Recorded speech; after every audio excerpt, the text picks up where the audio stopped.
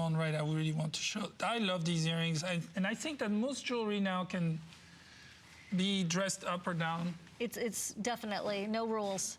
Okay, this is our clear and pink floral ring. It very much is reminiscent of what you will see as you go through the looking glass, as you see Alice through the looking glass, the movie out tomorrow. Be sure to take all your friends. And it's about friendship. It's about a gorgeous visual overwhelmation in the best way, because it is a spectacular movie spectacle.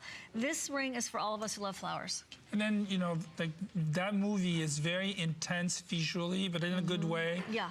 The colors, the shapes, the flowers, again, very whimsical, sort of, there's a lot of organic in it. So I wanted to make sure that all the jewelry that I had created tied it into the nature. You know, historically, nature is a very important inspiration for jewelers, because before we started being more modern and more contemporary, the only thing that we could really think of was nature outside. So we tried to mimic flowers, critters, you know, everything around us, you know, imitating the colors of each and every one of these flowers. How do I find gemstones? How do I match these colors? So a lot of creativity went into that. So it's a very, very common theme. And here you have a lot of layers in that flower.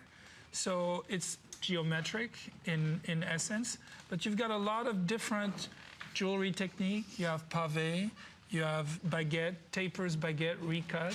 You have a center stone with a color. You always want your eye to dive in towards the center of something.